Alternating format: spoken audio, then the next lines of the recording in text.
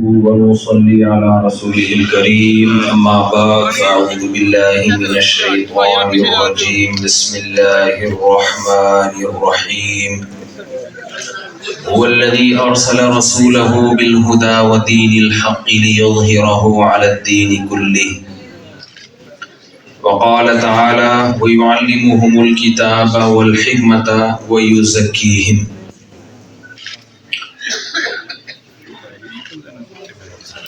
یہاں آپ لوگوں کا جوش و خروش دیکھ کے میرے تو حوصلے پست ہو گئے ہیں، کیونکہ بھائی ہم تو اتنی جوشیلی تقریریں کرنے کے عادی نہیں ہیں، نہ کراچی میں ایسی خوراکیں ہیں کہ ایسے گلے پھاڑ پھاڑ کے انسان بات کرے۔ اس کے لیے تو روزانہ سبزی کے پائے مغز نہاری اور لسیاں پیے گا تو ایسا ہوگا۔ میں اکثر لطیفہ سناتا ہوں نا، ایک پنجاب کا اور ایک کراچی کا ٹرین میں سفر کر رہے تھے۔ پنجاب کے کسی گاؤں کا بندہ تھا، تو کراچی والے سے سامان اٹھ نہیں رہا تھا۔ اس نے پنجاب کے وہ گاؤں کے دیہاتی سے بولا یار یہ اٹھا کے ذرا سیٹ پہ رکھ دے۔ اس نے ایسے ہاتھ سے اٹھا کے سیٹ پہ رکھا اور ایسے اشارہ کیا، بولا لسی پیا کرو لسی۔ کراچی والا کوئی ہم جیسا بیچارہ شرمندہ ہو گیا۔ پھر کہیں ضرورت پڑی کچھ سامان اٹھانے کی تو وہ کراچی والے سے اٹھ نہیں رہا تھا، پھر اس نے اٹھا کے پنجاب والے نے اٹھا کے پھر تانا دیا، بولا لسی پیا کرو۔ اس نے ڈولے دکھائے، بولے لسی پیا کرو لسی۔ 2-3 دفعہ جب ہوا نا تو وہ کراچی والے کو اپنی بہت زیادہ بے عزتی محسوس ہوئی، اس نے دماغ لڑایا۔ پھر ایک سامان اٹھا کے وہ جو نہیں ہوتا زنجیر جو کھینچتے ہیں اس پہ لٹکانے لگا اور ایسے بن گیا جیسے لٹک نہیں رہا۔ پنجاب والے سے بولا یار اس کو لٹکا دے اس پہ۔ اس نے لٹکا دیا، زنجیر کھینچی، ٹرین رک گئی۔ گارڈ آیا، کس نے زنجیر کھینچی ہے؟ بولا بھائی اس نے کھینچی ہے پنجاب والے۔ اس نے بولا جرمانہ دے بھائی۔ جرمانہ لے کے چلا گیا تو کراچی والے نے اس کو بولا چائے پیا کرو، سارے کام لسی سے۔ یہاں جو میں دیکھ رہا ہوں نا جلسے کی نوعیت، وہاں تک آوازیں آ رہی تھی کمرے تک۔ نہ بھائی ہمارے پاس ایسا کوئی گلا ہے کہ ہم اتنی اسپیڈ میں بیان کریں، نہ ہمیں ایسا بیان کرنا آتا ہے کہ آپ کے جذبات کو گرم کر دیں۔ یہ خطیبوں کا کام ہے، ہم جیسے نالائق لوگ عاجز، یہ ہمارے بس میں نہیں۔ پھر ماشاءاللہ اتنے بڑے بڑے علماء آپ لوگوں نے بلائے ہوئے، حضرت مولانا عطا اللہ بندیالوی صاحب، ہم تو بچے تھے جب ان کے درس جا کے سنا کرتے تھے ان کی، پھر مولانا امین صاحب، یہ سارے بڑے علماء سے ان کے تعلقات ہیں، تو ان کی موجودگی میں بیان کرنا بڑا مشکل کام ہے۔ وہ ایک آدمی کسی کے پاس گیا، بولتا تجھے انگریزی آتی ہے؟ اس نے کہا ہاں آتی ہے۔ کہتا پھر اردو میں ہی بات کر، اردو میں ہی بات کر۔ تو عوام میں بیان تو آسان ہے، جب علماء بیٹھے ہوئے ہوں تو پھر آدمی کہتا ہے بیان کے علاوہ کوئی اور بات کرو بھائی۔ تو مجھے بھائی بیان نہیں آتا، میں تو نالائق آدمی ہوں۔ 2-4 باتیں آپ کی خدمت میں رکھوں گا، اللہ کرے میری بھی کھوپڑی میں آ جائیں، آپ کی بھی کھوپڑی میں آ جائیں۔ دوسری بات، بیان سے پہلے ایک وضاحت کر دوں، بہت سے لوگ مجھ سے ملاقات کرنا چاہ رہے ہیں، اللہ ان کی محبتوں کو قبول کرے، فون آ رہے ہیں آپ مل لیں، لیکن میں اصل میں ٹائم بہت کم ہے۔ میں تو اسپیشلی کراچی سے اس جلسے کے لیے آیا ہوں اور مجھے فوراً واپس جانا ہے۔ تو جتنے بھی احباب رابطے کی کوشش کر رہے ہیں ملاقاتوں کے لیے، تو ان سے میں خصوصی معذرت چاہتا ہوں۔ میں کوشش کروں گا اگلی دفعہ کبھی چکر لگے تو پھر انشاءاللہ ہم ان سے ملاقات کر لیں۔ بہت سارے احباب ہیں جو رابطے کی کوششوں میں ہیں، لیکن عذر ہے میرا، سمجھ رہے ہیں، میرے مسلسل 1 مہینے سے سفر ہی ہو رہے ہیں۔ مجھے لگتا ہے کہ ایئرپورٹ والے مجھے پکڑ کے کٹ نہ لگا کہ تو ہر 2 منٹ کے بعد دوبارہ پہنچا ہوا ہوتا ہے۔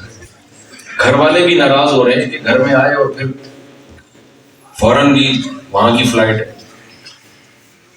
تو مسلسل سفر جو ہے نا انسان کو ویسے ہی ٹینشن دیتا ہے۔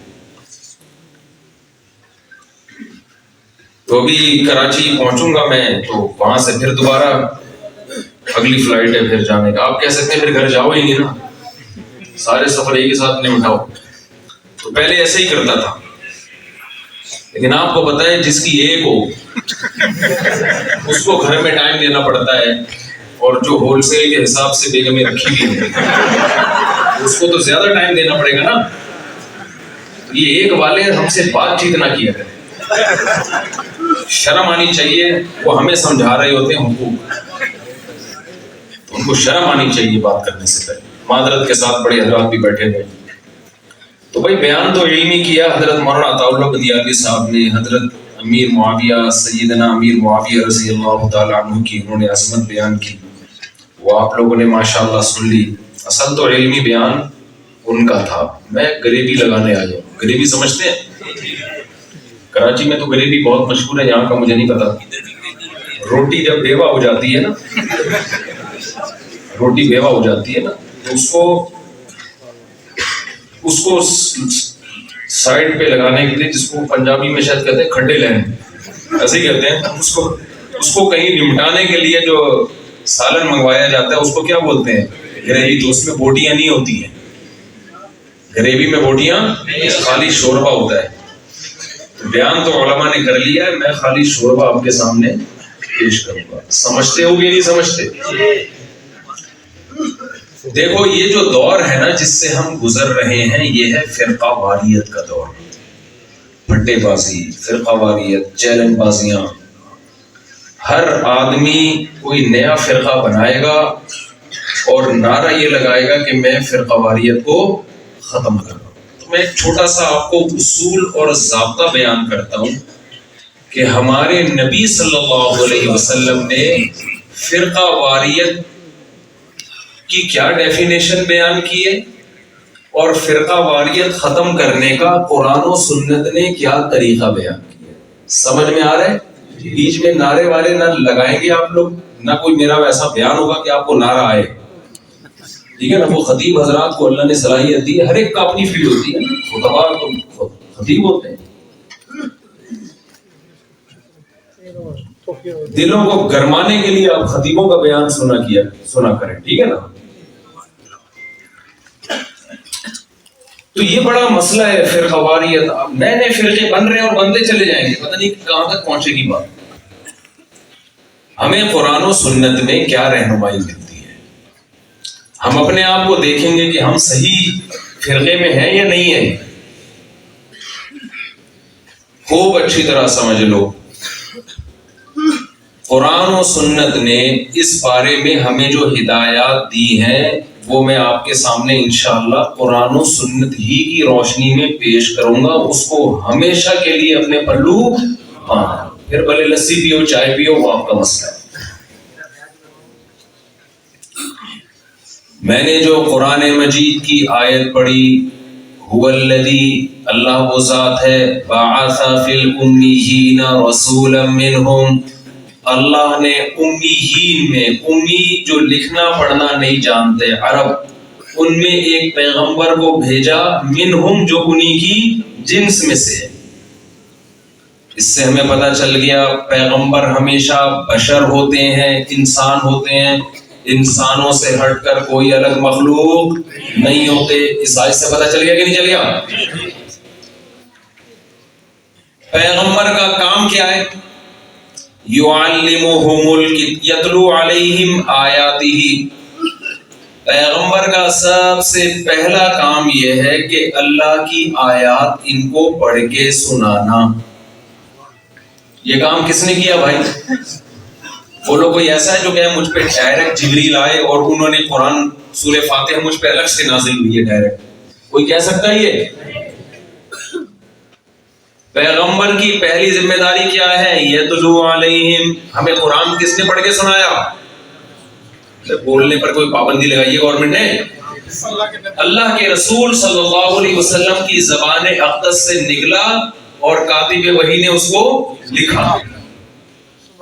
اس کے علاوہ قرآن ہم تک پہنچنے کا کوئی ذریعہ ہے نہیں. یتلو علیہم آیات, نبی نے تلاوت کی. کسی کو خواب میں کوئی آیتیں آ جائیں اس کا اعتبار نہیں ہے. کسی کو فرشتہ نظر آئے فرشتہ کہے یہ اللہ کا کلام میں آپ کو پیش کر رہا ہوں، اس کا کوئی اعتبار نہیں ہے، کلام وہی ہے اللہ کا جو محمد صلی اللہ علیہ وسلم سے ہم تک پہنچا ہے۔ یہ بات کلیئر ہو گئی۔ دوسرا کام یعلمہم، صرف تلاوت نہیں کریں گے بلکہ وہ قرآن ہم کو سکھائیں گے۔ اسی بات کو قرآن نے دوسری جگہ بیان کیا، وَأَنزَلْنَا إِلَيْكَ الذِّكْرَ لِتُبَيِّنَ لِلنَّاسِ، اے نبی ہم نے آپ پہ قرآن کو نازل کیا، تبیین کو آج کل کی زبان میں کہتے ہیں ایکسپلین کرنا، وضاحت کرنا، لِتُبَيِّنَ لِلنَّاسِ، تاکہ آپ ایکسپلین کریں اس قرآن کو لوگوں کے سامنے۔ تو قرآن پڑھا بھی نبی نے، اس کو ایکسپلین کون کرے گا؟ بولو، نبی صلی اللہ علیہ وسلم۔ کیا مطلب؟ نبی کی ایکسپلینیشن کے بغیر، نبی کی ایکسپلین کردہ وضاحت کے بغیر کوئی اخفل طریقے سے قرآن سمجھنے کی کوشش کرے گا، اس کی یہ سمجھ شریعت میں معتبر نہیں ہے۔ پشتو لوگ بیٹھے ہیں اخفل سمجھتے ہیں نا، کوئی ایسی ایکسپلینیشن قرآن کی پیش کر رہا ہے جو نبی نے نہیں سمجھی، اور لیبل لگا رہے ہیں میں کس کو مانتا ہوں؟ قرآن کو مانتا ہوں۔ جھوٹ بول رہے ہیں آپ کے ساتھ۔ تو قرآن کو مانتا ہوتا تو قرآن کی وہ تفسیر جو پیغمبر نے پیش کی ہے اس کو مانتا۔ میرا ایک مشہور مناظرہ ہے یوٹیوب پہ، آڈیو مناظرہ ہے، آڈیو، ایک منکر حدیث سے۔ اللہ کی قدرت یہ ہوئی کہ ایک منکر حدیث تھا ہمارے علاقے میں، بڑے چیلنج کر رہا تھا، مناظرہ کرو مناظرہ کرو۔ میں کوئی پروفیشنل مناظر ہوں نہیں، پروفیشنل مناظر سمجھتے ہیں جو اس کا کام ہی یہی ہو۔ اب وہ اتنے چیلنج کر رہا تھا، میں نے پھر بھی قبول نہیں کیا، اس لیے نہیں کہ میں ڈر گیا، اس لیے کہ میں نے کہا یار اس طریقے سے بات پھیلتی نہیں، یعنی لڑائی جھگڑے زیادہ ہوتے ہیں اور کسی ایک پوائنٹ پہ ٹکتے نہیں۔ لیکن ایک بڑے مناظر تھے، انہوں نے اس منکر حدیث کے چیلنج کو قبول کر لیا۔ جب آپ لوگ کو نیند آنے لگے نا، تھکنے لگے، تو مجھے بتا دینا، ایک پٹاخہ پھڑوا دیں گے، تھوڑا سا سیٹ ہو جاؤ۔ یہ مجھے کہہ رہے تھے پتہ نہیں موت کا پیغام لے کر آئے مفتی صاحب، بھائی ہم کو بم نہیں لے کر آئے، لوگ کوئی کیس بناتے کہ میرے اوپر۔ حضرت مولانا انس صاحب کہہ رہے تھے کہ پتہ نہیں کس کے لیے موت کا پیغام لے کر آئے، میں کسی کے لیے موت کا پیغام نہیں لایا، میرے پاس کوئی بم نہیں ہے، ملک کی حالات بہت خراب ہے، ایجنسی والے پکڑ کے لے جائیں گے، کوئی مر گیا میرے کھاتے ڈال دیں گے، بولے تو پیغام لے کر آئے۔ سمجھ رہے ہو، میں اپنے گارڈ لے کر آیا ہوں، اس کے علاوہ میرے پاس نہ کوئی بم ہے، شب برات کا پٹاخہ بھی نہیں ہے میرے پاس۔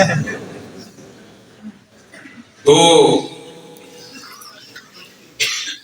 وہ منکر حدیث جو تھا نا، اب اس کو چیلنج قبول کیا۔ بنوری ٹاؤن کے ایک بڑے مناظر تھے، بڑے اچھے تھے ماشاءاللہ، بڑا اللہ نے ان کو کمال دیا تھا۔ لیکن اللہ کی قدرت کہ وہ مناظر جب ٹائم پہ پہنچ گیا تو اس دن کراچی میں تھی ہڑتال، کراچی میں بڑے حالات خراب ہوا کرتے تھے، وہ عالم پہنچ نہیں پائے۔ اب جب پہنچ نہیں پائے، وہ تو صحیح معذور تھے کیونکہ وہ ہڑتال ہو گئی، اسٹرائک ہو گئی بڑی خطرناک۔ اب یہ خطرہ تھا کہ جب وہ نہیں آئیں گے نا تو یہ اس کو کیش کرائے گا، بولے گا دیکھو بھاگ گئے۔ اب لڑکے میرے پاس آئے، مجھے کہنے لگے کہ مفتی صاحب آپ چلو۔ یہ بات ہوگی 2008 یا 9 کی، آج سے تقریباً 12 سے 13 سال پہلے، جب میرا کبھی منکرین حدیث سے پالا نہیں پڑا تھا۔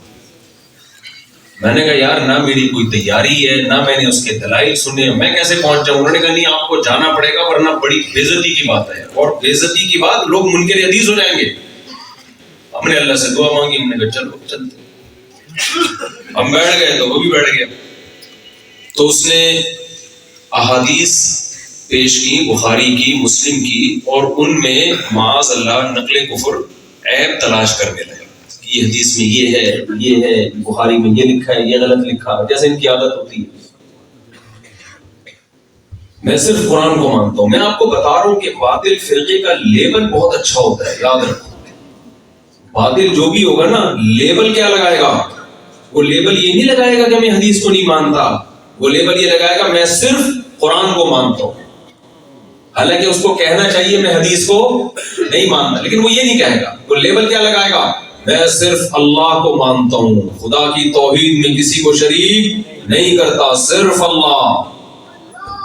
تو میں نے اس سے کہا، میں نے کہا اللہ کے بندے، اگر تو صرف اللہ کو مانتا ہے تو اللہ نے قرآن میں کہا کہ ہم نے اس قرآن کو نازل کیا لِتُبَيِّنَ لِلنَّاسِ، تاکہ اے نبی آپ اس کو ایکسپلین کریں. تو یہ بخاری مسلم اگر غلط ہے تو نبی کا ایکسپلین کردہ کدھر گیا پھر؟ وہ بات آئی سمجھ میں؟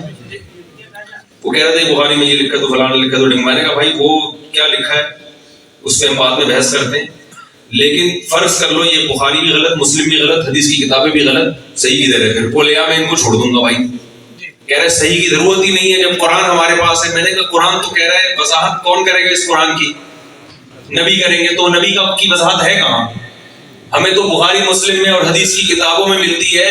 یہ کتابیں اگر تو کہتا ہے غلط ہے بھائی تو صحیح والی لے آ، ہم اس کو فالو کر لیں گے. یا کوئی آڈیو ہو یا کوئی اور کوئی چیز تو لانا. نہیں یاری میرا غلط بات سن.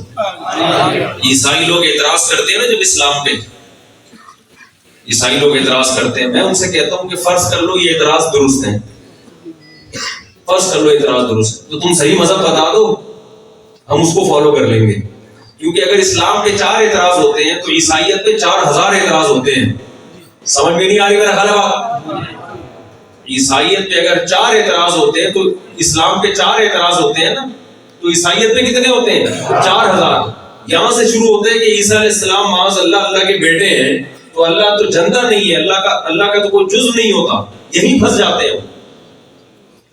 ہمارے شیخ حضرت مفتی رشید احمد صاحب رحمہ اللہ ایک دفعہ سفر کر رہے تھے تو کوئی پادری بیٹھا ہوا تھا، اس نے حضرت سے بحث شروع کر دی. حضرت نے کہا یہ ایک خدا اور 3 خدا، جو 3 ہے وہ ایک نہیں ہے، جو ایک ہے وہ 3 نہیں. کھوپڑی میں آتی ہے قرآن، ان کو کون سکھائے گا؟ بولو محمد صلی اللہ علیہ وسلم. تو جب صحابہ پیغمبر سے سیکھے بغیر سیکھ نہیں سکتے تھے تو کیا میں اور آپ ڈائریکٹ قرآن سے سیکھ سکتے ہیں؟ جب صحابہ پیغمبر کے تزکیے کے بغیر صحابہ کا تزکیہ نہیں ہو سکتا تھا، جب تک پیغمبر نے آپ کا تزکیہ نہیں کیا، تو میرا اور آپ کا تزکیہ صرف قرآن ڈائریکٹ پڑھ کے ہو سکتا ہے؟ بولو ہو سکتا ہے یہ؟ اور جیسے تعلیم کتاب ضروری ہے، تزکیہ بھی ضروری ہے. قرآن کہہ رہا ہے قد افلح من تزکا، جس کا تزکیہ ہوگا وہ کامیاب ہوگا. اور تزکیہ پیغمبر کے بغیر ممکن نہیں ہے. تو اب مجھے ایک بات بتاؤ، جب صحابہ کو پیغمبر کی ضرورت تھی، پھر جو تابعین تھے انہیں تعلیم کتاب کس نے سکھائی؟ صحابہ نے. اور تزکیہ کس نے کیا؟ صحابہ نے. کیونکہ جب صحابہ بغیر پیغمبر کے نہیں تو تابعین بغیر صحابہ کے کیسے ہو سکتے تھے؟ پیغمبر سے تو براہ راست تابعین کا لنک تھا نہیں نا. تو پیغمبر کے شاگردوں سے صحابہ تابعین نے سیکھا ہے 2 چیزیں، قرآن بھی اور تزکیہ بھی، باطن کی اصلاح بھی اور قرآن بھی سیکھا ہے. پھر تبع تابعین نے کس سے سیکھا؟ تابعین سے. پھر تبع تابعین کے شاگردوں نے کس سے سیکھا؟ تو یہ جو بزرگوں کا ہول سیل کے حساب سے بزرگوں کا سیٹ اپ چلا آ رہا ہے، اس سیٹ اپ سے کوئی بھی ذرا سا بھی ہٹے گا تو وہ اہل حق کی جماعت سے نکل جائے گا. نہیں یاری بات کھوپڑی میں میرا خیال ہے. اسی وجہ سے سند کی بڑی ویلیو ہے ہمارے مدارس کی. ابھی آج کل ختم بخاری کو نہیں مدارس، لوگ کہتے ہیں آپ نے بخاری کس سے پڑھی، وہ پوری سند پیش کر کے بتاتے ہیں میں نے فلاں سے، پھر اس نے فلاں سے، پھر اس نے فلاں سے. یہ ثابت کرنے کے لیے کہ ہمارے روحانی جو آباء و اجداد ہیں وہ کہیں بھی ڈسکنیکٹ نہیں ہوئے. آپ کہہ سکتے ہیں بہت سے لوگ گمراہ ہیں، ان کا بھی روحانی سلسلہ نبی صلی اللہ علیہ وسلم تک تزکیہ کا بھی اور تعلیم کتاب کا بھی سند متصل کے ساتھ پہنچتا ہے. حالانکہ وہ کیا ہے؟ گمراہ لوگ ہیں، وہ بھی اپنی سندیں پیش کر سکتے ہیں. تو خوب سمجھ لو، قرآن و سنت کا مطلب یہ نہیں ہے کہ جو اس سلسلے سے جڑے گا وہ برحق ہوگا. مطلب یہ ہے کہ برحق ہونے کی پہلی شرط ہے اس سلسلے سے جڑنا. جو نہیں جڑے گا اس میں پہلی شرط ہی نہیں پائی گئی ہے. بہت اوپر سے گزر رہی ہے بات. اہل حق ہونے کی پہلی شرط یہ ہے کہ آپ اس سلسلے سے جڑے ہوئے ہو. آپ کو بخاری کس نے پڑھائی ہے؟ آپ نے قرآن کس سے پڑھا ہے؟ آپ نے تزکیہ کس سے کروایا ہے؟ یہ سارا سیٹ اپ سند متصل کے ساتھ کہاں پہنچتا ہو؟ رسول اللہ صلی اللہ علیہ وسلم تک. اگر آپ اس سلسلے سے ہٹ گئے تو اہل حق ہونے کا جو پہلا رکن ہے وہ آپ سے مس ہو گیا. اس سلسلے میں آنے کے بعد پہلی شرط پائی گئی ہے، لیکن صرف اتنا نہیں ہے، اور بھی شرطیں ضروری ہیں. لہذا کوئی بھی اسکالر آیا کرے نا، کوئی بھی شخص آئے قرآن و سنت پیش کرے، آپ کہیں آپ کے ٹیچر کون تھے، وہ کیا میں کسی کو نہیں مانتا، اس کا مطلب وہ پہلی گیند میں کیا ہو گیا ہے، دین بولڈ ہو گیا. کیونکہ صحابہ تو کہتے تھے ہم پیغمبر. عبداللہ بن مسعود کے شاگرد کہتے تھے ابن مسعود. امام حنیفہ کا میں اکثر سلسلہ بیان کرتا ہوں. امام حنیفہ نے علم حاصل کیا. دیکھو رسول اللہ صلی اللہ علیہ وسلم نے صحابہ کرام کی ایک جماعت تیار کی، مگر فتویٰ دینے کی اجازت ہر صحابی کو نہیں تھی. ان میں مخصوص اہل علم صحابہ تھے، مخصوص لوگ جو فتویٰ دیا کرتے تھے، جن میں خلفائے راشدین عبداللہ ابن مسعود، عبداللہ ابن عباس، معاذ ابن جبل، حضرت ابو دردہ، حضرت عائشہ رضی اللہ عنہم اجمعین. یہ مخصوص صحابہ تھے. ابو موسیٰ اشعری رضی اللہ تعالی عنہ، یہ مخصوص صحابہ تھے جن سے لوگ شرعی مسائل کا علم سیکھا کرتے تھے. پھر ان کے شاگرد دنیا میں آئے. عبداللہ ابن مسعود رضی اللہ تعالی عنہ، آپ کو حضرت عمر بن خطاب رضی اللہ عنہ نے کوفہ میں مفتی بنا کے بھیجا اور کہا کہ میں ایسی شخصیت کو تمہارے پاس بھیج رہا ہوں کہ میں اپنی ذات پر تمہیں ترجیح دے رہا ہوں. یعنی مجھے ان کی ضرورت تھی، مگر میں بھیج کس کے پاس رہا ہوں، تمہارے پاس بھیج رہا ہوں میں. کیوں؟ آپ چاہتے تھے اہل کوفہ کسی بزرگ سے علم حاصل کریں، اور اس وقت کے بزرگ کا نام کیا تھا کوفہ کے؟ عبداللہ ابن مسعود رضی اللہ تعالی. اگر کوفہ میں کوئی یہ بحث کرتا ہوں ہمارا کوئی بزرگ ہی نہیں ہے، ہم قرآن و سنت کو مانتے ہیں. کلمۃ حق ارید بها الباطل، بات صحیح ہے لیکن آپ کے اس سے ارادے غلط ہیں. عبداللہ ابن مسعود رضی اللہ تعالی عنہ نے جس جگہ بیٹھ کر درس دیا، آپ نے اپنے شاگرد تیار کیے. آپ کے بہت سارے شاگرد ہیں، لیکن جنہوں نے آپ کی سب سے زیادہ صحبت اٹھائی ہے، سمجھ میں آ رہی ہے بات، سب سے زیادہ صحبت، وہ دو بزرگوں کا نام ہے، حضرت علقمہ اور اسود، جو بخاری مسلم کے راویوں میں سے، امام بخاری کے مشائخ میں سے. ان میں بھی زیادہ بڑا مقام علقمہ کو ہوا ہے. عبداللہ بن مسعود نے اپنا جانشین کس کو بنایا؟ علقمہ رضی اللہ. اہل کوفہ میں جب عبداللہ بن مسعود کا انتقال ہوا تو ابن مسعود رضی اللہ تعالیٰ عنہ کی گدی پہ کون تھا جس نے بیٹھ کے لوگوں کو درس دیا؟ حضرت علقمہ. اب کوئی علقمہ سے پوچھتا کہ آپ کے استاذ کا نام کیا ہے، تو ان کے ذمہ تھا نا میں نے کس سے علم حاصل کیا؟ ابن مسعود. وہ یہ نہیں کہہ سکتے تھے میں ڈائریکٹ کتابیں پڑھتا ہوں، مجھے کسی سے نالج کی ضرورت نہیں ہے. انہوں نے کہا بھائی مجھ پہ کس نے اعتماد کیا؟ ساری زندگی عبداللہ بن مسعود کے ساتھ گزری. حضرت علقمہ رضی اللہ تعالی عنہ کی جب وفات ہوئی ہے تو ان کے سینکڑوں شاگرد جنہوں نے علقمہ کی صحبت اٹھائی، لیکن سب سے زیادہ علم جو علقمہ سے حاصل کیا وہ حضرت ابراہیم نخعی رحمہ اللہ تعالی، جو امام بخاری کے مشائخ میں سے ہیں. امام بخاری بڑے اہتمام سے نام لیتے ہیں. وہ بھی یقول ابراہیم، یہی ابراہیم کا قول ہے. جگہ جگہ مسئلہ پیش کرتے ہیں نا، ابراہیم نخعی کے حوالے دیتے ہیں. یہ ابراہیم نخعی کس کے شاگرد تھے؟ بھول لو یار کیا ہو گیا، علقمہ. حضرت علقمہ کے بعد اس جگہ کون جلوہ افروز ہوا ہے؟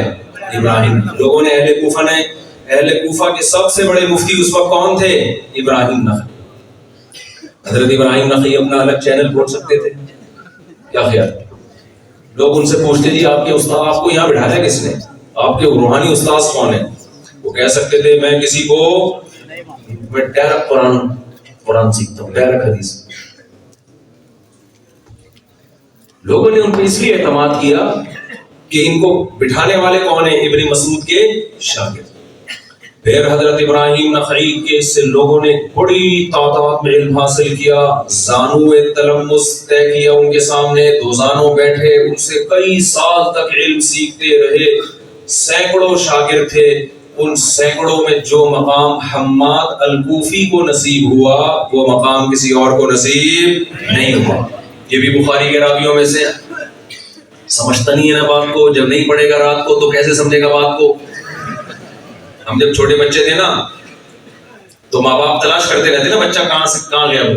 تو بچے بھی ایک دوسرے کو ورگلاتے ہیں نا, کہتے ہیں بچہ سمجھدار ہے اس لیے گھر سے باہر ہے.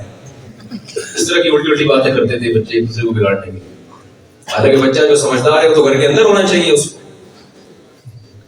تو حضرت حماد الکوفی, یہ ان سے جب لوگ پوچھتے کہ آپ کس کے شاگرد ہیں, کس نے بٹھایا آپ کو, انہوں نے یہ نہیں کہا میں اخبل طریقے سے علم حاصل کیا. تم کون ہوتے پوچھنے والے؟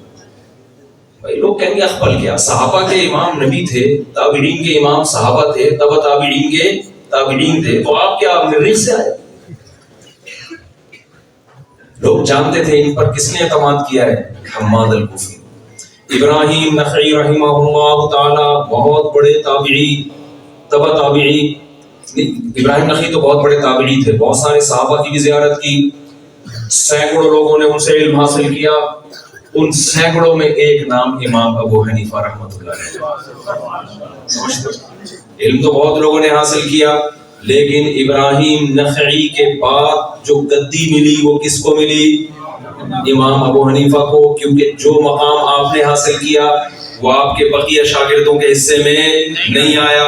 لوگ جوق در جوق ابو حنیفہ سے علم سیکھنے کے لیے آنے لگے, جن میں مشہور محدث حضرت عبداللہ ابن المبارک بھی ہیں رحمہ اللہ تعالی. عبداللہ ابن مبارک رفع الیدین کیا کرتے تھے, آپ کے استاذ ابو حنیفہ رفع الیدین نہیں کرتے تھے. دونوں کا علمی اختلاف تھا, مگر آج تک عبداللہ بن مبارک کے زمان مبارک سے اپنے استاذ یا ابو حنیفہ کے خلاف ایک طنزیہ جملہ نہیں نکلا.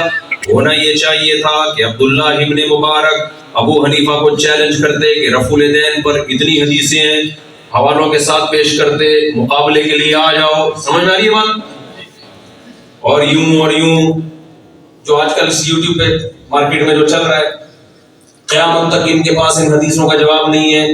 وہ جانتے تھے کہ ابو حنیفہ کے استاذ ابراہیم نخعی بھی رفع الیدین کے قائل نہیں تھے, ابراہیم نخعی کے استاذ حماد الکوفی بھی رفع الیدین کے قائل, یہ سارے بخاری کے راویوں میں سے ہیں. حماد الکوفی کے استاذ علقمہ اور اسود بھی رفع الیدین کے قائل نہیں تھے, اور ان کے استاذ عبداللہ بن مسعود بھی رفع الیدین کے قائل نہیں تھے. کیوں؟ اس لیے کہ عبداللہ بن مسعود کی رائے یقیناً یہ تھی کہ نبی صلی اللہ علیہ وسلم نے رفع الیدین کو ترک کیا ہے. عبداللہ ابن مبارک کی اپنی رائے یہ تھی کہ ترک نہیں کیا, کیونکہ آپ کے دیگر وہ اساتذہ تھے جن کو آپ فالو کر رہے تھے. تو یہ علمی اختلاف کے باوجود ان کے دلوں میں نہ آپس میں کوئی نفرت, نہ آپس میں کوئی طنز. سمجھتے ہو کہ نہیں سمجھتے؟ تو امام ابو حنیفہ رحمہ اللہ تعالی, ان کے پھر مشہور شاگرد تھے ابو یوسف اور امام محمد. بہت سارے تھے, لیکن جو مقام ان کو حاصل ہوا وہ کسی اور کو حاصل نہیں ہوا. یہاں تک کہ جو ہمارے مدارس ہیں ان میں جو فقہ قرآن و سنت کی روشنی میں جو مسائل کا علم ہے, اس کی سند متصل کس سے جا کے ملتی ہے؟ ابو حنیفہ رحمۃ اللہ علیہ. آپ مدرسے میں جاؤ, آپ کو پوری سند پڑھ کے سنائیں گے. تو ہمارا سلسلہ حدیث میں بھی, قرآن میں بھی, تفسیر میں بھی اور فقہ میں بھی, یہ سلسلہ 1400 سال میں ایک دفعہ بھی ڈسکنیکٹ نہیں ہوا ہے. سینہ بسینہ چلا ہے یہ. اور جو علم سینہ بسینہ نہ چلے, صرف کتابوں پر اکتفا کیا جائے, قرآن کے مطابق, حدیث کے مطابق, وہ علم قابل اعتماد نہیں ہے. سمجھتا نہیں ہے نا بات کو؟ آگے چلتے ہیں, ہم جلدی سے بات کو سمیٹتا ہوں. تو پہلی شرط یہ کہ آپ کا روحانی باپ دادا کا سلسلہ ہونا چاہیے. اس دعوے کی ایک اور دلیل ہے, رسول اللہ صلی اللہ علیہ وسلم نے فرمایا, لا تجتمع امتی علی ضلالہ, میری امت گمراہی پہ کبھی جمع نہیں ہوگی. کیا مطلب؟ 1400 سال میں ایک سیکنڈ کے لیے بھی ایسا ٹائم نہیں آئے گا کہ امت میں سارے لوگ غلط ہو جائیں. سمجھ میں آ رہی ہے بات؟ 1400 سال میں ایک سیکنڈ کے لیے بھی ایسا ٹائم نہیں آئے گا کہ ساری امت غلط بات پہ جمع ہو جائے. اب مجھے ایک بات بتاؤ, ہم جب لوگوں سے کہتے ہیں کہ ہم پرانی جتنی فتاوی کی کتابیں اٹھا کے دیکھتے ہیں سب کتابوں میں کہ عورت سمٹ کے نماز پڑھے گی، تو اس کا جواب دیتے ہیں حدیث میں دکھاؤ۔ حدیث کیا کہتی ہے؟ امت گمراہی پہ ایک سیکنڈ کے لیے بھی جمع نہیں ہو سکتی۔ تو کیا مطلب؟ ایک دور مسلمانوں پہ ایسا آیا ہے کہ پوری دنیا میں کوئی ایک فتویٰ بھی نہیں ملتا جس میں عورت کو مردوں کی طرح نماز پڑھنے کا حکم دیا گیا ہو۔ ایسا دور آیا ہے، تو اس کا مطلب وہ ایسا دور تھا جس میں امت گمراہی پہ جمع ہو گئی، جبکہ حدیث میں آتا امت گمراہی پہ جمع نہیں ہو سکتی۔ اس کا مطلب آپ حدیث کی ایسی تشریح کر رہے ہو جو اجماع امت کے خلاف ہے، جبکہ حدیث کے مطابق امت گمراہی پہ جمع نہیں ہو سکتی۔ سمجھ میں نہیں آ رہی میرا خیال ہے؟ صحابہ تابعین کے دور میں کوئی ایک روایت، ضعیف روایت دکھا دیں جس میں آتا ہو کسی ایک صحابی تابعی نے ایک مجلس کی 3 طلاق کو ایک کہا ہو، ایک بھی نہیں ملتا، ضعیف حدیث بھی نہیں۔ اب اگر کوئی حدیث پیش کرتا ہے کہ نبی کے دور میں 3 طلاق ایک ہوتی تھی، اس کا مطلب وہ مفہوم نہیں ہے جو یہ بیان کر رہا ہے، کیونکہ حدیث کہتی ہے امت گمراہی پہ جمع کبھی بھی نہیں ہو سکتی۔ یہ اتنی بڑی امت ایک وقت میں کیسے جمع ہو گئی گمراہی پہ؟ تو پہلا کامیابی جو فرقہ ناجیہ ہے نا، جو نجات پانے والا فرقہ ہے، کیونکہ یہاں فرقہ والی جیل میں تو بہت زیادہ ہے، کراچی میں اتنا مسئلہ نہیں، پنجاب آؤ تو وہ ادھر کام کے اس کی کھینچ رہے، اس کا ناڑا کھینچ رہے، اس کی پجامہ، ایک ناڑا کھینچ رہا ہو تو دوسرا پجامہ اتار رہا ہوتا ہے، یا تو چلو ایک ناڑا کھینچ رہا ہے دوسرا بچا رہا ہو نا، دوسرا پکڑ کے اور آسانی سے اتر جاتی ہے بیچارے کی شکل، ایک تباہی ہے۔ اب علماء اگر انہی چکروں میں لگے رہیں گے تو دوسرا کام جو آگے اس سے بڑا کام ہے وہ کب کریں گے بیٹھے؟ ہر 4 دن کے بعد ایک نیا فرقہ مارکیٹ میں آ رہا ہے۔ تو میں اس لیے آپ کو ایک اصول اور ضابطہ بیان کر رہا ہوں، اصول اور ضابطہ، اس اصول پہ پڑھو۔ ایک دفعہ جماعت المسلمین والے آئے اور کہنے لگے کہ اتنے فرقے بن گئے ہیں۔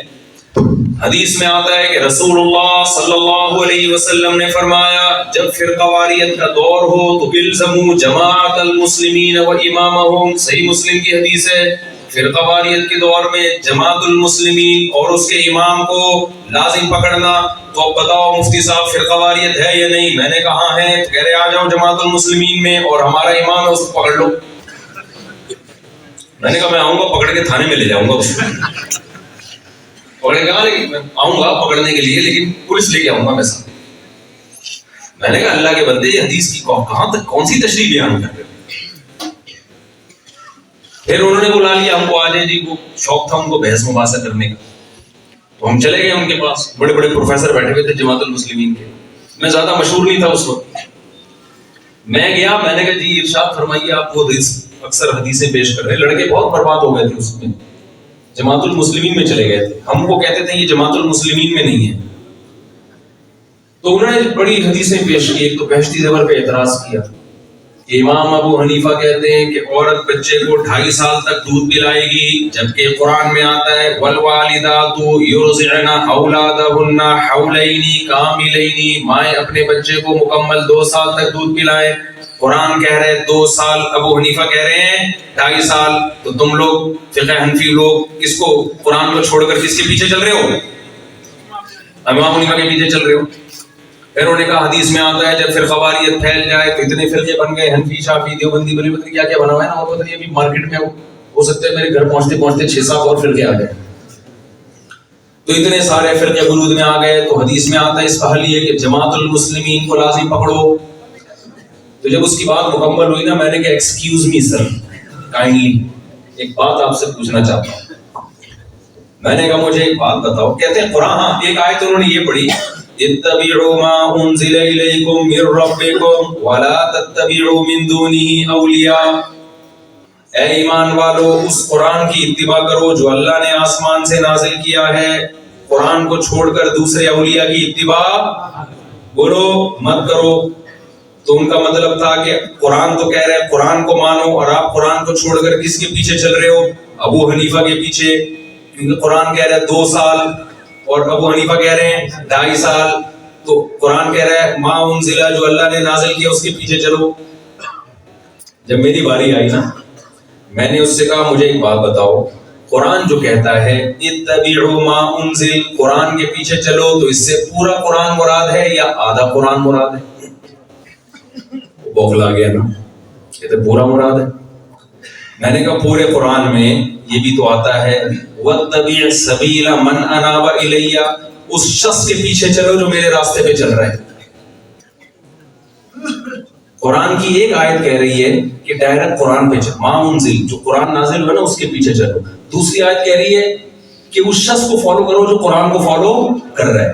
میں نے کہا اگلی ایک آیت میں ہے کہ ڈائریکٹ چلو، ایک آیت میں ہے کہ ڈائریکٹ نہیں چلو بلکہ اس کے پیچھے چلو جو قرآن پہ چل رہا ہے۔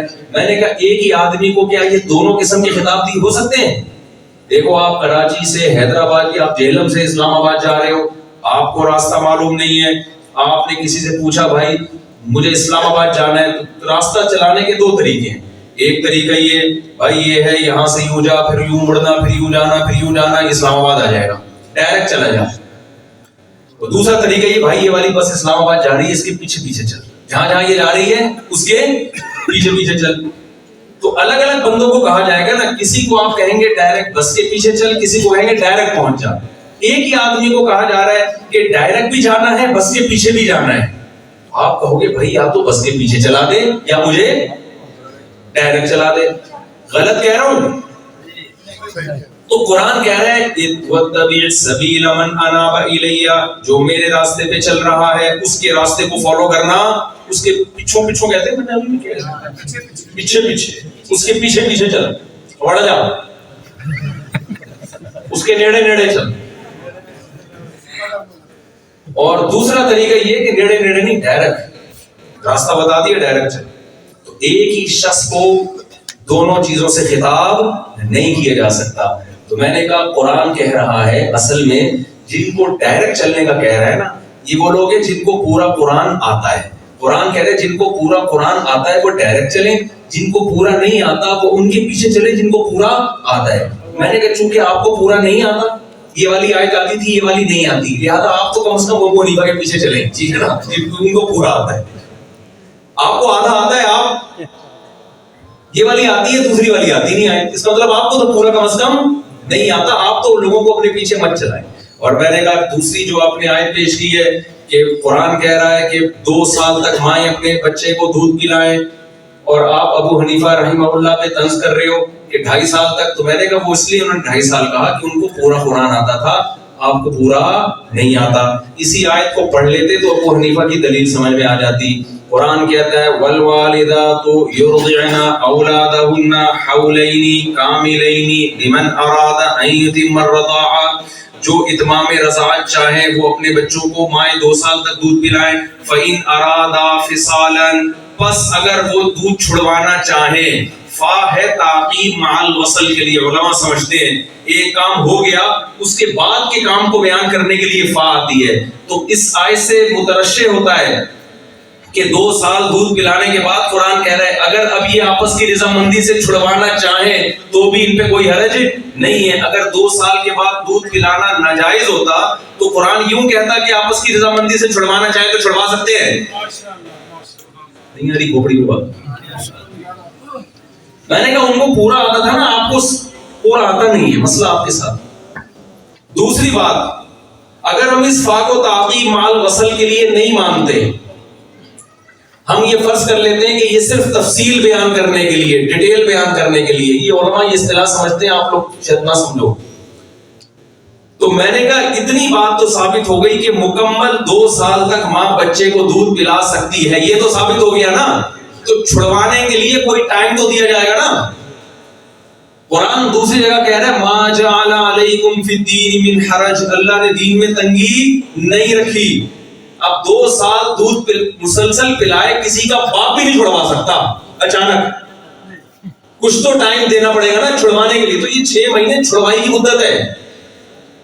اور تیسری بات میں نے کہی اس سے بھی زیادہ مضحکہ خیز ہے کہ آپ فقہ حنفی پہ طنز کر رہے ہو کہ فقہ حنفی میں 2.5 سال دودھ پلانے کا حکم ہے، جبکہ قرآن میں 2 سال۔ آپ کو امام ابو حنیفہ کے دلائل بھی نہیں پتا اور فقہ حنفی کا بھی نہیں پتا۔ فقہ حنفی میں اس مسئلے میں فتویٰ صاحبین کے قول پر ہے، امام ابو حنیفہ کے قول پر نہیں ہے. فقہ حنفی نے اس مسئلے میں جمہور کے قول کو لیا ہے. کیوں؟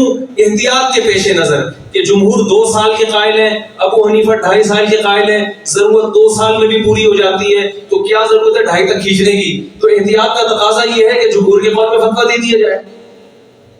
یعنی جس مسلک پہ طنز کر رہے ہوتے ہیں نا, اس مسلک کا بھی علم نہیں ہوتا. قرآن حدیث تو آگے کی چیز ہے. تو میں نے اس سے کہا, میں نے کہا یہ تو آپ کی اس بات کا جواب ہو گیا. دوسرا میں نے کہا آپ نے جو یہ ارشاد فرمایا کہ جب فرقے پھیل جائیں تو تمام فرقوں سے کنارہ کشی اختیار کرو اور جماعت المسلمین اور اس کے امام کو لازم پکڑو. میں نے کہا جب آپ کے روحانی باپ نے 1975 میں جماعت المسلمین بنائی تھی تو ان کو اس حدیث پر عمل کرنا چاہیے تھا کہ اتنے سارے فرقے پھیل گئے, تو حدیث میں آتا ہے کہ جب اتنے فرقے پھیل جائیں تو جماعت المسلمین اور اس کے امام کو لازم پکڑنا. تو آپ کے امیر کو چاہیے تھا جماعت المسلمین کو تلاش کر کے اس کے امام کے ساتھ چپک جاتا, نہیں ملتی تو اگر آگے حدیث میں آتا ہے نہ ملے تو پہاڑوں میں چلے جانا. تو بنانے کا تو نہیں ہے کہ اگر نہ ملے تو ایک بنا لینا, یہ تو کہیں بھی حدیث میں نہیں ہے, تو بنائی کیوں آپ نے؟ بھائی آپ لوگ کی سمجھ میں نہیں آ رہی تو وہ جماعت المسلمین والوں کی کہاں سمجھ میں آ رہی ہے؟ میں نے کہا بھائی حدیث میں تو آتا ہے کہ جماعت المسلمین سے چمٹ جانا, یہ تو نہیں ہے کہ بنا لینا. تو بنانے کا آپ نے تو بنائی ہے, 1975 میں بنی ہے, رجسٹریشن نمبر بھی میں نے کہا میں نیٹ پہ سرچ کر کے بتا سکتا ہوں, گورنمنٹ آف پاکستان نے اس کو رجسٹرڈ کیا ہے ایسے جماعت, بنائی ہے آپ نے. وہ پھنس گیا وہ, تو کہتا ہے بھائی بنائی نہیں ہے, احیا کیا ہے, احیا کریشن نہیں ہے, یہ احیا زندہ کیا ہے, مری کی چیز زندہ کر دیا. میں نے کہا کس سن میں جماعت المسلمین کا انتقال ہوا اور قم باذن اللہ کہہ کے کس سن میں دوبارہ زندہ کیا؟ قم باذن اللہ کہہ کے 1975 یا 76 میں زندہ تو سمجھ میں آتا ہے, اس کا انتقال کس سن میں ہوا تھا؟ کائنڈلی آپ یہ بتا دیں. میں نے کہا حدیث میں تو آتا ہے کہ میری امت گمراہی پہ جمع نہیں ہوگی, تو 1 سیکنڈ بھی امت میں ایسا نہیں آ سکتا کہ جماعت المسلمین مارکیٹ سے کیا ہو جائے, شارٹ ہو جائے, کیونکہ شارٹ ہو گئی تو امت گمراہی پہ جمع ہو گئی نا. دوسری بات میں نے کہا یہ جو حدیث میں آتا ہے نا کہ جماعت المسلمین اور اس کے امام کو لازم پکڑنا, تو یہاں جماعت المسلمین علم نہیں ہے, وصف ہے. وصف اور علم میں کیا فرق ہوتا ہے یہ میں ذرا آپ کو سمجھاتا ہوں. دیکھو آپ نے کیا کہا, کسی کو کہا کہ یہ مٹھائی جا کے تقسیم کر دو بہادر کو, جو بہادر ہو نا اس کو یہ انعام دے دینا. تو یہ بہادر سے مراد وصف ہے جس کے اندر بہادری کی صفت. لڑائی ہو رہی ہے, جو بہادری دکھائے گا یا میدان جنگ میں جو بہادری دکھائے گا, ان بہادروں کو یہ ایوارڈ ملے گا. آپ گئے تو ایک آدمی میدان میں پیچھے بھاگا پلٹ کے, ذرا بھی بہادری نہیں دکھائی, بزدلی دکھائی, وہ کہہ رہا ہے ایوارڈ مجھے چاہیے. کیوں چاہیے؟ میرا نام بہادر خان ہے, یہ دیکھو شناختی کارڈ میں کیا لکھا ہوا ہے, بہادر خان, میں بہادر ہوں. وہ بھائی تو میدان جنگ میں بھاگا ہے, کہہ رہا ہے آپ کو امیر نے کہا تھا جو بہادر ہونا اس کو دینا ہے, تو میرا نام کیا ہے؟ میں نے کہا حدیث میں آتا ہے مسلمانوں کی جو جماعت ہوگی نا اس کو پکڑنا, 1.5 اینٹ کی مسجد نہ بنانا. آپ نے ایک الگ فرقہ بنا کے مسلمانوں سے ایک الگ فرقہ بنایا 15ویں صدی میں, اور نام کیا رکھ لیا؟ جماعت المسلمین. میں نے کہا یہ وہ جماعت المسلمین نہیں ہے جس کی صفت ہے مسلمانوں کی جماعت, یہ وصف ہے. آپ تو ایک نام آپ نے رکھا ہے جماعت المسلمین. حدیث میں یہ نہیں آتا کہ قرب قیامت میں وہ فرقہ جس کا نام جماعت المسلمین ہوگا اس کو پکڑ لینا, بلکہ حدیث کا مطلب ہے مسلمانوں کا ایک وصف ہے کہ اہل اسلام ایک جماعت ہے, ان مسلمانوں کو مت چھوڑنا, مسلمانوں سے شذوذ اختیار نہ کرنا, جمہور کے پیچھے چلنا. اور وہ جو بہادر خان نام تھا نا جو بھاگا تھا میدان جنگ میں, اس کمبخت کا تو ماں نے نام بچپن سے بہادر خان رکھا تھا, اور ایک بزدل وہ ہے جو بھاگے اور شناختی کارڈ سے اپنا نام چینج کر کے بہادر خان کروا لے اس میں. میں نے کہا آپ نے تو 1975 میں اپنا نام جماعت المسلمین رکھا ہے. بھائی کھوپڑی میں بات آ رہی ہے کہ نہیں آ رہی؟ کس طرح قرآن و سنت کے نام پہ منجن بکتا ہے مارکیٹ میں. تو منجنوں میں سے متاثر مت ہو, لکھا ہوتا ہے نا ملتے جلتے ناموں سے دھوکہ نہ کھائیں. ایک آدمی نے آج کل جو سوسائٹی میں ہو رہا ہے نا, ہر نیا فرقہ لانچ ہوتا ہے بڑا خوبصورت نام اپنا ڈیزائن کر کے مارکیٹ میں لاتا ہے. یہ ایسا ہی ہے جیسے ایک آدمی نے چینی کی بوری پہ چاول لکھا ہوا تھا, لوگوں نے کہا بھائی بوری چینی ہے, لکھا ہوا چاول لے کر مکھیوں کو دھوکہ دینے کے لیے لکھا ہے. مکھیاں بہت بیٹھ رہی تھی. تو بتاؤ مکھی دھوکہ کھائے گی؟ مکھی نام سے متاثر نہیں ہوتی, مکھی ہمیشہ خوشبو پہ لپکتی ہے. تو خوب سمجھ لو پیغمبر صلی اللہ علیہ وسلم نے جو جنتی فرقے کی جو خوشبو بیان کی ہے, جو اس کے اندر سے خوشبو پھوٹتی ہے, اس خوشبو کو دیکھ کے پتا چلے گا کہ یہ جنتی ہے یا جہنمی. نام سے دیکھ کے پتا نہیں چلے گا, نام تو کوئی بھی رکھ لے. اچھا وہ جب میں نے وہ باتیں کی نا اس سے, تو وہ جماعت المسلمین والے فوراً انہوں نے کھانا لگا دیا, کہنے کھانے کا ٹائم ہو گیا, کھانا ٹھنڈا ہو رہا ہے. میں نے کہا ہم یہاں کھانا کھانے نہیں آئے, ہم یہاں آپ سے بات چیت کرنے آئے ہیں, کھانا ہم بعد میں کھا لیں گے. اس نے کہا حدیث میں آتا ہے, کچھ حدیثیں تو فوراً سنانا چاہیے, پتہ نہیں کون سی حدیث سنائی, پھر کھانا ٹھنڈے ہونے کی شاید فضائل پر سنائی ہوگی, کھانا گرم کھانا چاہیے, ٹھنڈا بے کرام نہیں. خیر وہ کھانا ہی کر. جب میں گھر آیا نا تو 2-4 بندے میرے ساتھ آئے, میرے پیچھے نماز پڑھی. انہوں نے کہا جماعت المسلمین میں جب سے ہم بیعت ہوئے تھے تو ہم نے یہ معاہدہ کیا تھا کسی حنفی کے پیچھے نماز نہیں پڑھیں گے, کیونکہ یہ فرقہ پرست ہوتے ہیں, معاذ اللہ مشرک ہوتے ہیں. ابو حنیفہ کو معاذ اللہ نبی پہ ترجیح دیتے ہیں, تو ان کے پیچھے نماز نہیں ہوتی. تو آج میں نے آپ کے پیچھے نماز پڑھ کے وہ بیعت توڑ دی. کہہ رہا آج مجھے اندازہ ہو گیا ان دلوں میں تیل نہیں ہے, یہ باتیں ہیں خالی. سمجھتے ہو کہ نہیں سمجھتے؟ تو پہلی شرط کس سے یہ سلسلہ ہونا چاہیے آپ کا. دوسری بات نبی صلی اللہ علیہ وسلم نے فرمایا میری امت 73 فرقوں میں تقسیم ہوگی, جن میں 72 جہنم میں اور 1 جنت میں. صحابہ نے پوچھا یا رسول اللہ وہ کون سا فرقہ ہوگا جو جنت میں جائے گا؟ آپ صلی اللہ علیہ وسلم نے اس فرقے کا نام نہیں بتایا, کیونکہ اگر آپ نام بتاتے تو سب وہ نام رکھ لیتے اور پھر امت دوبارہ اسی مغالطے میں مبتلا ہو جاتی. یہاں ایک کنفیوژن تو میں دور کر دوں. ایک اسماعیلی تھا, آغا خانی ہوتی ہے نا, مسلمان ہوا وہ, جیسے مسلمان ہوا تو جماعت المسلمین والے ٹکر گئے اس کو. اب وہ بیچارہ پریشان ہو گیا کہ ساری امت ایک طرف جا رہی ہے, یہ الگ ہی کوئی دین لے کر آئے ہیں. وہ ٹینشن میں آ گیا. کتنے تو دوبارہ مرتد ہو گئے پھر اس چکر میں. تو کہتا ہے پھر وہ میرے پاس آیا, کہہ رہے مجھے جماعت المسلمین والوں نے کہا کہ فرقے اسلام میں نہیں ہے, یہ تو سارے اتنے سارے فرقے بنے ہوئے ہیں نا, یہ تو جہنم میں جائیں گے. اور یہ حدیث اکثر سنایا کرتے تھے کہ 73 فرقے ہوں گے, 72 جہنم میں 1 جنت میں.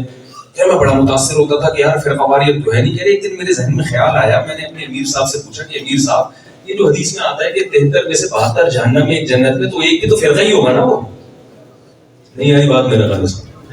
تو آپ تو کہہ رہے ہو فرقے ہی غلط ہیں سارے, تو پھر تو ایک جو فرقہ ہے وہ بھی تو فرقہ, حدیث میں اس کو کیا کہا گیا ہے, وہ بھی تو فرقہ ہی ہے نا. آپ جو سیٹ اپ لے کر آئے ہو نا مارکیٹ میں, وہ سیٹ اپ یہ کہ سب کو ختم کر دو, جبکہ حدیث میں آتا ہے 1400 سال میں ایک فرقہ ہمیشہ ٹھیک رہے گا. تو حضرت آپ سے پہلے کون سا والا فرقہ ٹھیک تھا جب آپ نے جماعت بنائی؟ اور اگر آپ سے پہلے ایک فرقہ ٹھیک تھا تو آپ نے اس کو جوائن کیوں نہیں کیا, الگ جماعت کیوں بنائی آپ؟ میں نے کہا دیکھو عامی آدمی ہے مگر لگتا ہے چائے پی کے آئے اور کڑک دودھ پتی پی کے آئے. مجھے تو چرس کا شبہ ہونے لگا, اتنا دماغ کس کا چلتا ہے. تو خوب سمجھ لیں, اس حدیث سے پتہ چلتا ہے کہ وہ کیڑا فرقہ ہے بھائی. بہت سے ایسے لوگ ہیں جو 1400 سال سے چلتے ہوئے آ رہے ہیں, مگر وہ کیا ہیں, گمراہ ہیں. وہ 2 علامتیں ہیں اس فرقے کے برحق ہونے کی, 2 علامتیں خوب اچھی طرح کھوپڑی میں بٹھا لو. 2 علامتیں جس فرقے میں ہوں گی وہ فرقہ جنتی ہے وہ بھی فرقہ ہی, اور جس میں یہ 2 علامتیں نہ پائی جائیں وہ کیا ہے, جہنمی. پہلی علامت تو میں بیان کر چکا ہوں, اس کا سلسلہ کہاں سے ہونا چاہیے, نبی سے, صحابہ, تابعین, تبع تابعین سے آج تک ایک دفعہ بھی ڈسکنیکٹ نہ ہوا ہو, اور اس کا کوئی مسئلہ اجماع امت کے خلاف نہ ہو. ایسا مسئلہ نہ ہو کہ کسی بھی دور میں امت اس پہ جمع ہو چکی ہو. دوسری علامت اس کی وہ ہے جو نبی نے اس حدیث میں, ایک تو علامت قرآن سے میں نے بیان کی نا, دوسری علامت اس فرقہ ناجیہ, نجات پانے والے فرقے کی, وہ جو حدیث میں خود بیان ہوئی. وہ کیا ہے؟ صحابہ نے پوچھا یا رسول اللہ وہ فرقہ ناجیہ, نجات پانے والا فرقہ کون سا ہوگا؟ اگر آپ صلی اللہ علیہ وسلم فرما دیتے کہ وہ دیوبندی ہوں گے, تو آج سارے اپنا نام کیا رکھتے ہیں؟ چینل کے نام دیوبندی ضرب دیوبندی، ایک چینل آتا دیوبندی اسٹیشن، دوسرا آتا دیوبندی اسپائر اسٹیشن. کیا خیال ہے؟ ہر آدمی اپنے آپ کو دیوبندی ثابت کرنے میں لگا ہو. اگر آپ صلی اللہ علیہ وسلم فرماتے اس فرقے کا نام بریلوی ہوگا تو آج میں ہری پگڑی میں یہاں بیٹھ کے بیان کر رہا ہوتا صلو علی الحبیب. یہی ہوتا نا، جھوم رہا ہوتا، یہی ہوتا بھائی. میں اپنا پورا لک ثابت کرتا کہ میں کیا ہوں ہر لحاظ سے. ادائیں میری ساری گرین چینل کی ہوتی، ادائیں ساری میری کیسی ہوتی؟ Green channel. بات بات پہ صلو علی الحبیب. اور ابا کا عرس بھی منا رہا ہوتا، یہاں کئی لوگ کے تیجوں میں شریک ہوتا، اور بھی بہت کچھ ہوتا. کاش میری قسمت میں ہوتا میں خریدتا ایک کھوتا، کبھی تو سوار ہوتا کبھی میں سوار ہوتا. یہ ہوتا سے ویسے مجھے شعر یاد آ گیا، اس کا بیان سے کوئی تعلق نہیں. تو آپ صلی اللہ علیہ وسلم فرما دیتے کہ اس فرقے کا نام اہل حدیث ہوگا، تو ہم سب ایسا لک لے کے آتے کہ دیکھنے میں ہم کیا لگیں؟ اہل حدیث کے. سارے دیکھنے میں کیا لگیں؟ اہل حدیث. لیکن نبی نے فرقے کا نام بولو نہیں بتایا. آپ نے علامت بتائی، ناموں میں کچھ بھی نہیں رکھا. خوشبو جیسے چینی کے اس پہ لیبل لگا دو نا چاول کا، مکھی کبھی متاثر نہیں ہوگی. تو آپ نے اس فرقے سے جو خوشبو پھوٹے گی، جو علامتیں نکلیں گی، وہ علامات کو آپ صلی اللہ علیہ وسلم نے ہائی لائٹ کیا ہے. سمجھتا نہیں ہے نا بات کو. وہ علامت آپ صلی اللہ علیہ وسلم یہ بھی بیان کر سکتے تھے کہ جو قرآن کو مانتا ہو. اگر آپ یہ بیان کرتے کہ جو قرآن کو مانتا ہے، دیکھو اسلام ایک ایسا مذہب ہے، ہر فرقے کی ابتدا کہاں سے شروع ہوتی ہے؟ قرآن سے. قرآن کو اگر نکال دو گے پھر تو اسلام سے ہی نکل گیا نا. بیسک کیا ہے؟ قرآن ہے نا. اس لیے آپ صلی اللہ علیہ وسلم نے یہ نہیں فرمایا جو قرآن پہ چلتا ہو، کیونکہ ہر باطل فرقہ بیس بنیاد کہاں سے پیش کرنے کی کوشش کرتا ہے؟ تورات انجیل سے تھوڑی دے گا. جیسی بلاغت ہے اس حدیث میں، آپ نے یہاں قرآن کا تذکرہ نہیں کیا، کیونکہ بات ہو رہی ہے مسلمانوں کے اندر جو فرقے پیدا ہوں گے تو لیبل ہر ایک قرآن کا بہرحال لگائے گا. لہذا آپ نے فرمایا نا نا نا نا نا. آپ نے فرمایا ما انا علیہ، پہلا وہ جس پر میں ہوں، یعنی نبی صلی اللہ علیہ وسلم کا عمل، جو میرا طریقہ ہے. یہاں بھی آپ نے اس میں بھی کیا بلاغت ہے حدیث میں، یہ بھی میں بیان کرتا ہوں. پہلی بات تو اس میں آپ نے بتا دیا جو حدیث کو مانتا ہو. اس سے منکرین حدیث مارکیٹ سے کیا ہو گئے؟ اب جو کہتے ہیں نا قرآن، جیسے ہمارے جو پروفیسر رامدی صاحب ہیں قرآن کی آیتیں پیش کرتے ہیں، جب ان کو حدیثوں کے حوالے دیے جائیں تو وہ کتابوں میں لکھ چکے ہیں کہ میں حدیث کو حجت نہیں مانتا. اور بہت سارے لوگ اس طرح مارکیٹ میں آئے گئے، قرآن کرتے رہیں گے صبح شام. نمازوں تک کو ختم کر دیا انہوں نے، کیونکہ قرآن میں نماز پڑھنے کا کوئی طریقہ بیان کیا ہے. ایک منکر حدیث سے میری بات چیت ہو رہی تھی، وہ کہتا تھا قرآن میں آتا ہے کہ یہ جو 5 نمازیں ہیں نا، اصل میں 5 کانفرنس ہیں، اجتماعی مفاد کے لیے 5 میٹنگز ہوں گی. میں نے کہا اچھا، یہ جو پھر قرآن میں آتا ہے کہ یہ جو آتا ہے قرآن مجید میں فاغسلوا وجوہکم وایدیکم للمرافق، چہرہ ہاتھ دھو تاکہ نماز میں شرکت کر سکو، تو یہ میٹنگ کے لیے چہرہ ہاتھ دھلوایا جا رہا ہے. کہہ رہے کہ یہاں دھونے سے مراد ہے اپنے آپ کو ظاہری اور باطنی گندگی سے پاک کرنا. یعنی جب اس میٹنگ میں شرکت کرو نا تو دل آپ کا بالکل صاف ستھرا ہونا چاہیے. یہ وضو سے یہ مراد ہے. میں نے کہا میرے بھائی کب تک چھپو گے پیڑوں کی آڑ میں؟ کبھی تو ملو گے لنڈا بازار میں. لنڈا بازار لگتا ہے یہاں پہ. میں نے کہا یہ تو قرآن کہہ رہا ہے اپنے کوہنیوں تک ہاتھوں کو دھو اور ٹخنوں تک پاؤں کو دھو. تو یہ کون سا کانفرنس ہے جس میں شرکت کے لیے ایسا اپنے آپ کو روحانی طور پر پاک کیے جا رہے ہیں کہ ٹخنوں کے آپ روحانی پاک کر رہے ہیں تو سر کے بال سے لے کے پاؤں کے ناخن تک ہونا چاہیے نا. کہ ٹخنوں پہ رک کیوں ہے بھائی؟ بریک کیوں نہ کر رہے ہیں قرآن تم؟ تو پہلی بات اس فرقے کی علامت یہ ہے کہ وہ حدیث کو حجت بولو مانتا ہے. جو صرف قرآن کی بات کرے، حدیث کو حجت نہ مانے، آپ صلی اللہ علیہ وسلم کے مطابق وہ فرقہ ناجیہ میں نہیں ہے. ایک بات. دوسری، آپ نے یہ نہیں فرمایا کہ جو میرے قول پر عمل کرتا ہے، نہ نہ نہ، ما انا علیہ، جو میرا عمل ہے. بعض دفعہ رسول اللہ صلی اللہ علیہ وسلم کا عمل قول کے ذریعے نہیں پہنچا ہوتا، سینہ بسینہ تواتر کے ذریعے پہنچا ہے. جیسے امام مالک رحمہ اللہ تعالی المدونۃ الکبریٰ میں آپ کے شاگرد قاسم پوچھتے ہیں کہ آپ کی رفع الیدین کے بارے میں کیا رائے ہے، تو امام مالک کیا فرماتے ہیں، میں نے اہل مدینہ کو رفع الیدین کرتا ہوا نہیں دیکھا. حالانکہ موطا میں امام مالک حدیث رفع الیدین کرنے ہی لے کر آ رہے ہیں، لیکن موطا المدونۃ الکبریٰ کی روایت کے مطابق فتویٰ کیا دے رہے ہیں، نہ کرنے کا. دلیل میں اہل مدینہ کے عمل کو، کیوں اہل مدینہ نے نبی کے آخری عمل دیکھا ہے، تو ما انا علیہ امام مالک کی رائے میں نہ کرنا تھا المدونہ کے مطابق. تو اس لیے فقیہ ہمیشہ یہ دیکھتے ہیں کہ صحابہ تابعین کے عمل کو ساتھ میں ملاتے ہیں تاکہ پتہ چلے کہ رسول اللہ صلی اللہ علیہ وسلم کا عمل کیا تھا، نقل کیا ہو رہی ہے. عمل دو طرح سے پہنچتا ہے، بعض دفعہ قال رسول اللہ کے ذریعے، بعض دفعہ صحابی عمل کر کے دکھاتے ہیں جس سے پتہ چلتا ہے کہ نبی نے ایسے عمل کیا ہوگا. سمجھ میں آ رہی ہے بات؟ آ جائے ٹھیک ہے، نہیں آئے تو بھی ٹھیک ہے. اصل بات جو میں کرنے لگا ہوں وہ آگے ہے. تو آپ نے فرمایا ما انا علیہ، جس پر کس کا عمل ہو، میرا. کیا مطلب؟ قرآن کی وہ تشریح جس پر حدیث نہیں ہے، جو حدیث کے مطابق نہیں ہے، جو نبی کے عمل کے خلاف ہے. اس کا مطلب یہ کمبخت اپنی طرف سے تشریح کر رہا ہے، یہ ہمیں قرآن کی تفسیر کے نام پہ الو بنا رہا ہے. اگر قرآن کا یہ مفہوم ہوتا تو رسول اللہ صلی اللہ علیہ وسلم نے اس پر عمل کیا ہوتا. تو جتنے بھی فرقے جو صرف قرآن کو مانتے حدیث کو نہیں مانتے، وہ کس میں چلے گئے؟ جہنمی فرقوں. اگر نبی صرف اتنا بتا دیتے نا کہ ما انا علیہ، جس پر میں ہوں، تو بھی میرا خیال ہے کافی تھا. لیکن نہیں، پھر ہوتا کیا؟ بہت سے لوگ قرآن و حدیث کی ایسی تشریح کرتے جس پر صحابہ کا عمل، بولو بولتی کیوں بند ہو رہی ہے تم لوگوں کی؟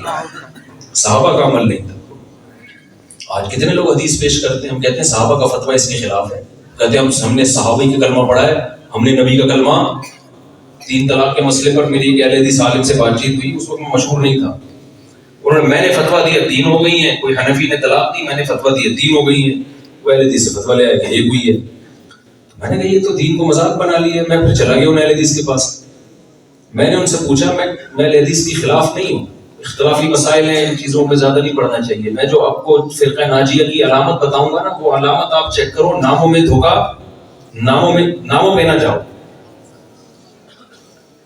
تو میں جب گیا وہاں پہ تو میں نے ان سے کہا یہ جو حدیث آپ نے پیش کی ہے کہ 3 طلاق نبی کے دور میں 1 ہوتی تھی، اس کا یہ مطلب نہیں ہے جو آپ بیان کر رہے ہیں. کیونکہ یہ مطلب ہوتا تو عبداللہ بن عباس جو اس حدیث کے راوی ہیں وہ خود 3 کو 3 کہتے ہیں، اور بھی دیگر صحابہ. تو وہ جواب میں کہتے ہیں ہم نے کلمہ پیغمبر کا پڑھا ہے، عبداللہ بن عباس کا نہیں پڑھا. میں نے کہا ماشاءاللہ، آپ نے تو کلمہ نبی کا پڑھا، عبداللہ بن عباس کا نہیں. لیکن عبداللہ بن عباس نے کس کا کلمہ پڑھا تھا؟ ہے بھائی، عبداللہ بن عباس رضی اللہ عنہ نے کس کا کلمہ پڑھا تھا؟ انہوں نے نبی کا پڑھا تھا. تو آپ نے نبی کا کلمہ پڑھ لیا اور اس بیس پہ آپ 3 کو 1 کہہ رہے ہو، اور عبداللہ بن عباس نے نبی کا کلمہ پڑھا اور وہ 3 کو 3 کہہ رہے ہیں. اس کا مطلب آپ نے صحیح پڑھا تھا، معاذ اللہ انہوں نے غلط پڑھا تھا. یا تو ہوتا نا ان تک حدیث پہنچی نہ ہوتی، وہ تو خود حدیث بیان کر رہے ہیں اور نبی کے دنیا سے جانے کے بعد فتویٰ دے رہے ہیں کہ 3 ہوتی ہیں. میں منجن سمجھ میں آ رہا ہے؟ منجن قرآن و سنت کے نام پہ کس طریقے سے سوسائٹی میں یہ سب لوگ کر رہے ہوتے ہیں. کوئی ایک فرقے کی بات نہیں کر رہا میں، جس کو یہ ہر ایک کر رہا ہوتا ہے آج کل. تو نبی صلی اللہ علیہ وسلم نے فرمایا میں اور میرے صحابہ. تو صحابہ اگر کسی بات پر ہوں اور آپ کا فتویٰ آپ قرآن و حدیث کے لیبل لگا کے آپ اس کو پروموٹ کر رہے ہو، تو اس فتوے کو اٹھا کے دیوار پر مار دو. کیونکہ جو صحابہ کو نہیں مانتا، صحابہ کو فالو نہیں کرتا، اس حدیث کے مطابق وہ نجات یافتہ فرقے میں نہیں ہے. سمجھتا ہے یہ نہیں سمجھتا؟ اب سوال پیدا ہوتا ہے یہ جو 4 فرقے بنے ہوئے، حنفی، مالکی، شافعی، حنبلی، حدیث میں تو آتا ہے ایک جائے گا، تو ان میں سے بھی کوئی ایک ہونا چاہیے نا پھر. اس کا جواب سمجھو. دیکھو حدیث میں علامت بتائی گئی ہے، جو اس علامت پہ پورا اترے گا اس کے نام کو نہ دیکھیں. یہ بہت سارے لوگ بھی اتر سکتے ہیں، بہت سارے فرقے بھی اتر سکتے ہیں. اگر بہت سارے فرقے اس معیار پہ پورے اتر رہے ہیں تو ہماری نظر میں وہ فرقے ہیں، اللہ کی نظر میں وہ فرقے نہیں ہیں. حدیث میں جس کو فرقہ کہا گیا ہے وہ فرقہ کا مفہوم الگ ہے، ہماری نظر میں ہم جس کو فرقہ سمجھتے ہیں اس فرقے کا مفہوم الگ ہے. حدیث میں جس کو فرقہ کہا گیا ہے نا وہ ہے جو ما انا علیہ و اصحابی سے اعتراض کرے. جو بھی ما انا علیہ و اصحابی کے معیار میں پورا اترے گا کسی بھی نام سے ہو وہ اس جنتی فرقے میں داخل ہے، چاہے حنفی ہو، چاہے شافعی ہو، چاہے اہل حدیث ہو، چاہے مالکی ہو، چاہے حنبلی ہو. ناموں کو نہیں دیکھنا، اس معیار کو دیکھنا ہے. سمجھ میں آ رہی بات کہ نہیں آ رہی؟ اب سوال پیدا ہوتا ہے جب ناموں کو نہیں دیکھنا معیار کو دیکھنا ہے تو نام رکھنے میں کیا جا رہا ہے؟ وہ نام رکھنا جو اللہ اس کے رسول نے رکھا ہے. اللہ اس کے رسول نے ہمارا نام حنفی مالکی دیوبندی رکھا ہے یا مسلم رکھا ہے؟ کیا خیال ہے؟ تو پھر کیوں اپنے آپ کو اہل حدیث اور حنفی اور مالکی اور شافعی بولتے ہو؟ منہ سے مسلم پھوٹتے ہوئے تمہیں شرم آتی ہے کیا؟ یار نہیں آ رہا ہے لوگ کے سامنے. واپس ٹکٹ کرائے میں بہت بھائی. سوال پیدا ہوتا ہے جب ایک فرقہ جو نجات یافتہ ہوگا اس میں خوشبو کس کی آئے گی؟ قرآن کی، حدیث کی اور صحابہ کی. یہ تین خوشبوئیں جہاں سے پھوٹیں گی وہ ہوگا جنتی. جس سے یہ تین میں سے ایک خوشبو بھی شارٹ ہو گئی تو وہ یقیناً بدبو آنا شروع ہو جائے گی اس سے، تو وہ کبھی بھی جنتی نہیں ہو سکتا. تو جب وہ ہے تو اس فرقے کو اپنا نام رکھنا چاہیے تھا جنتی. یا مسلم رکھتا. قرآن کہہ رہا ہے هو سماکم المسلمین، اللہ نے تمہارا نام کیا رکھا ہے؟ مسلم. اور تم لوگوں نے کیا رکھ لیا؟ یہ جو مختلف نام رکھ لیے. تو خوب سمجھو یہ سوال مجھ سے جماعت المسلمین والے نے کیا تھا، تو جو جواب میں نے اس کو دیا وہی میں آپ کو پارسل کر کے جا رہا ہوں. اس نے سوال کیا تھا کہ اللہ نے ہمارا نام مسلم رکھا ہے تو آپ کیوں نہیں رکھتے؟ میں نے کہا آپ تو کم از کم یہ بات نہ کریں، اللہ نے آپ کا نام مسلم نہیں رکھا، آپ کے امیر نے اس جماعت کا نام مسلم رکھا ہے. آئی بات سمجھ؟ آپ تو کم از کم فری ہونے کی کوشش، یہ آپ لوگوں نے 1975 میں رجسٹر کروایا. مسلم یہ اللہ کا دیا ہوا نام نہیں ہے. جیسے ایک ہے گورنمنٹ کسی کو پولیس کہتی ہے، وہ سچی مچی کی پولیس ہوتی ہے. ایک وہ ہوتا ہے جو اپنا نام پولیس خان خود رکھ لے. پولیس خان رکھنے سے تھوڑے پولیس والے بینیفٹس ملتے ہیں. تو خوب سمجھ لو ہم نے اپنا نام مسلم رکھا ہے غیر مسلم کے مقابلے میں. قرآن نے ہمارا نام مسلم رکھا ہے غیر مسلم کے مقابلے میں. مسلمانوں کے اندر جو مختلف مکاتب فکر ہوں گے ان کی پہچان مسلم نہیں ہوگی. اس کا مطلب یہ ہوا کہ آپ دیکھو، اس کی میں مثال دیتا ہوں. جب آپ پاکستان سے باہر ہوں، جاپان میں ملاقات ہوئی، ایک پاکستانی بیٹھا ہے ایک جاپانی بیٹھا ہے، جو